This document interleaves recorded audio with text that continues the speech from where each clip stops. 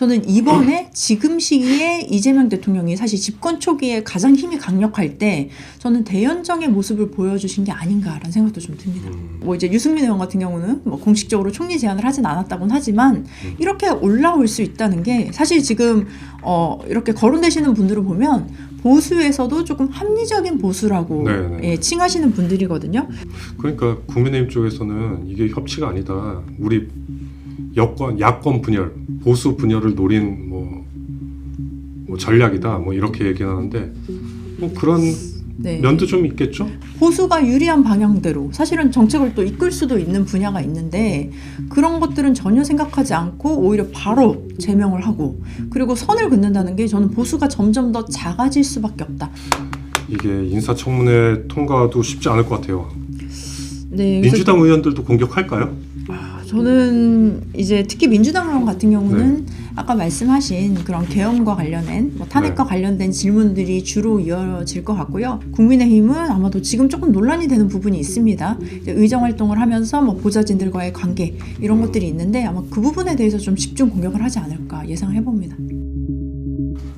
그럼 내란 상태가 해소된 거냐 아니면 내란 동조 세력이라고 규정한 것 자체가 틀린 거냐 잘못된 거냐 이런 반발이 나오는데 좀 이런 건 정리해야 될 필요가 있지 않나 싶어요. 그 부분에 있어서는 이제 오늘 오전에 이혜훈 의원님이 사과를 하신 걸로 확인했죠. 알고 있고요. 그리고 분명히 청문회 과정에서도 저는 그 소명이 잘 돼야 될 것 같아요. 국민들이 납득할 수 있게. 사실 국민 여러분들도 윤석열 대통령을 찍었다가 또 이재명 대통령을 찍었다가 이렇게 그 당시의 상황과 시대에 맞춰서 이렇게 보팅을 하시는 분들도 계시잖아요. 그렇다면 사실 근데 이혜훈 의원 같은 경우는 과거에 이제 또 지역위원장, 당협위원장이었기 때문에 아마 당론을 따랐을 가능성도 저는 있다고 봅니다. 그래서 그 부분에 있어서 본인이 이해가 되게 납득할 만하게 소명을 하는 것이 굉장히 중요할 거라고 보여지고 저는 노무현 대통령님이 좀 생각이 나더라고요. 과거에 대연정을 하자고 말씀하셨잖아요. 근데 그때도 굉장히 반발이 심했는데 저는 이번에 지금 시기에 이재명 대통령이 사실 집권 초기에 가장 힘이 강력할 때 저는 대연정의 모습을 보여주신 게 아닌가라는 생각도 좀 듭니다. 그러면 이혼 내정자의 내정은 출발선이다.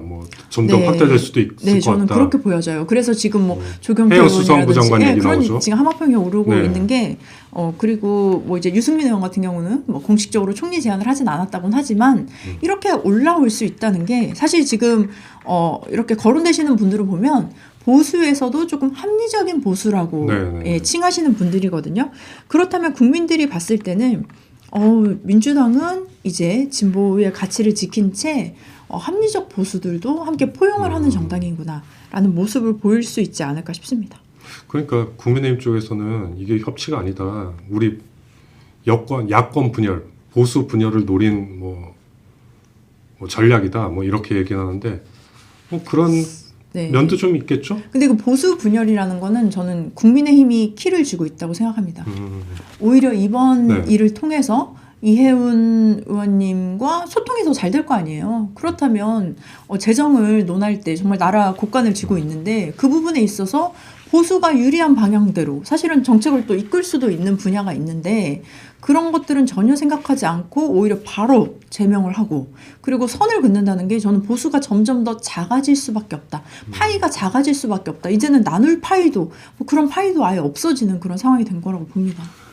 근데 이혜훈 내정자가 만약에 국회 인사청문회를 통과해서 기획예산처장이 된다면, 처장관이 된다면 옛날에 이런 적이 있었어요. 오바마 정부 때 레이 라우트라고 공화당 의원인데 상무장관인가로 임명을 했어요.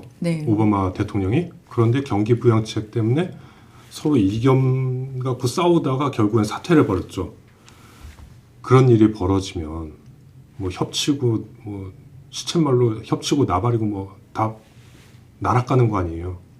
저는 그렇게 보진 않습니다. 왜냐하면은 그 갈등의 과정도 이제는 국민들이 실시간으로 볼 수 있거든요. 무엇 때문에 왜 갈등하는지를 봤다면 그리고 사퇴를 했을 때도 저는 국민이 판단할 거라고 봅니다. 이제는 그 정도의 사실 여론 환경도 조성이 되어 있고요.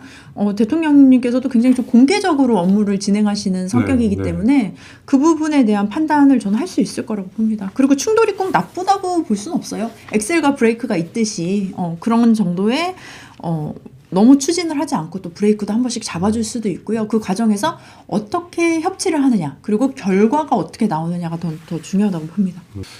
이게 인사청문회 통과도 쉽지 않을 것 같아요. 네, 그래서 민주당 의원들도 공격할까요? 저는 이제 특히 민주당 의원 같은 경우는 아까 말씀하신 그런 계엄과 관련된 뭐 탄핵과 관련된 질문들이 주로 이어질 것 같고요. 아마 정책적인 질문은 그렇게 뭐 많지는 않을 걸로 보여지는데 비판이 있다면 그렇죠. 그게 중요한 게 아니에요. 네, 민주당은 이제 계엄 관련해서 그럼요. 얘기를 할 것이고 국민의힘은 아마도 지금 조금 논란이 되는 부분이 있습니다. 이제 의정 활동을 하면서 뭐 보좌진들과의 관계 이런 것들이 있는데 아마 그 부분에 대해서 좀 집중 공격을 하지 않을까 예상해 봅니다. 보좌진과의 관계요? 뭐 안 좋았던 관계? 네, 요즘 사실은 뭐 그런 논란들이 많이 있잖아요. 그래서 갑질 같은 거요? 그런 것들에 대해서 지금 언론에서도 이제 스물스물 나오는 것들이 있더라고요. 근데 저도 뭐 확인이 된 사실들이 아니라서 말씀드리기 조심스럽지만 그런 부분들 그리고 사실 정체성과 관련해서는 뭐 그렇게 큰 질문은 하지 않을 것 같습니다. 이미 오히려 국민의힘이 이렇게 당을 이렇게 이동하는 거에 대해서 굉장히 뭐 배신자, 변절자 뭐 이런 표현을 많이 쓰거든요. 네. 저는 민주당에 있으면서 그런 표현을 우리 당에서는 그런 단어 자체를 워딩을 쓰진 않아요. 그래서 뭐 그냥 저 당으로 갔다 오면 그냥 거의 사실은 그냥 우리와는 상관없는 사람 이 정도로 생각을 하거든요. 사실 우리 당이 그 이현주 의원님 같은 경우도 민주당에 있다가 국민의힘에 있다가 다시 또 민주당에 와서 그 가치관과 방향이 맞다면 오히려 우리는 포용하고 함께 나아가는 그 스텝을 맞춰가는 단계거든요. 근데 국민의힘 같은 경우는 한 번 이렇게 딱 돌아섰을 때는 배신자, 변절자 프레임이 씌워져서 그러니까 그 부분에 대해서는 또 굉장히 좀 강하게 반응을 하는 것 같습니다. 모르죠. 또 돌아오면 또 좋다고 받아줄지.